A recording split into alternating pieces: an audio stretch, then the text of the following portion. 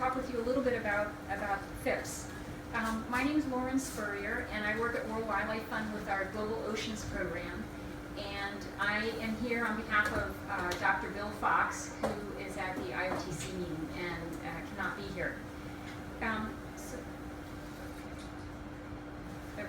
So FIPs, as you probably know, are a multi-stakeholder effort that includes the seafood industry, government, academia, and civil society that uses a stepwise approach to identify sustainability issues and to implement fishery improvements so that fisheries can meet the rigorous standards of the Marine Stewardship Council. This map provides you with a snapshot of the fisheries WWF has been involved with regards to MSC certification and FIPs. The dark blue are fisheries that have been certified, the aquamarine are fisheries that are under full assessment, and the yellow denotes where we're actively involved with advancing with fishery improvement projects. WWF uses the purchasing power of major buyer partners to preferentially source from sustainable fisheries. We work with the company's supply chains to develop and implement fishery improvement projects. Just a few of our corporate partners here, for example, in the United States, who have commitments to source from fisheries that are either MSC certified or advancing with FIPs, include Kruger, SuperValue, Costco, Cisco, Hyatt, Royal Caribbean, and Hilton. If you look at the MSC website, you'll note that there are several tuna FIPs under development. The important thing to note is that there's growing industry movement towards FIPs. Probably the Ecuador tuna FIP is the one that's the furthest along with regards to our work with a particular tuna fishery. WWF works collaboratively with many stakeholders. I mentioned our corporate partners. Another very important partner in advancing tuna sustainability is the ICFA. With the foundation, we're working with the world's tuna processors to improve the sustainability of global tuna stocks. ICFA is currently comprised of 21 companies that represents about 75% of the canned tuna market. This OPAGAC FIP will target boat owners and associations representing boat owners to better address improvements needed at the boat and the fleet level. A key piece of this project will be working with the processing companies, for example, ICFA members, to understand the buying markets and corresponding leverage that we'll have with corporate partners. The FIP with OPAGAC will result in a major step towards global tuna sustainability.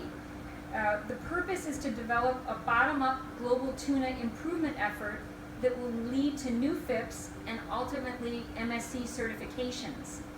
This approach of working with boat owners will complement existing work with the major tuna processors and add leverage to affect necessary change in the 4 tuna RFMOs towards sustainability.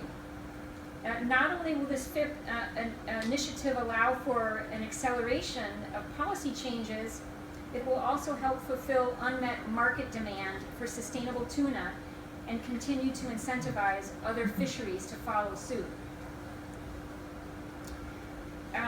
This particular OPAGAC FIP is very ambitious with 13 units of assessment and with flag vessels from Spain, the Seychelles, Ecuador, Curaçao, El Salvador, Panama, Guatemala, and Cape Verde.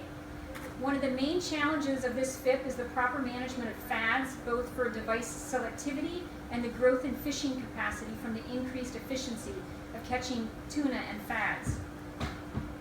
Harnessing the advocacy this project presents, we aim to advance conservation objectives such as robust harvest strategies and bycatch reduction.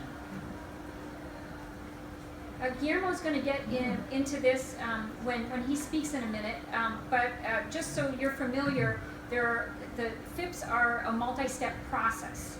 And the one that I wanted to focus on right now has to do with an action plan, which is after the scoping, transition to the development and implementation of an action plan. So, what is an action plan? You're going to talk about that, right? Okay, forget it. You're going to be hearing about the details of an action plan in just a minute. This is just a snapshot of stakeholder engagement. What I want to mention here is that that the FIP process is committed to a robust stakeholder engagement. It's critical to part of all FIPs. And this just provides you with a snapshot. You'll see that civil society, OPAGAC, RFMOs, FAO, governments are all involved, scientific community. With this particular FIP, an advisory committee has been formed with representation from ASTE, Thai Union, ISSF, IATTC, FAO, the State Department, and a number of governments. And just lastly, I just wanted to mention what are the next steps with the FIP. So an advisory group has been formed. They'll be meeting in July to formally solicit input on an action plan that has been drafted. There'll be websites that will be going live that will include all the scoping information as well as the final work plan. And then following the approval of an action plan, there'll be progress reporting every 6 months and annual audits to assess improvement and progress. Okay? That's over to you.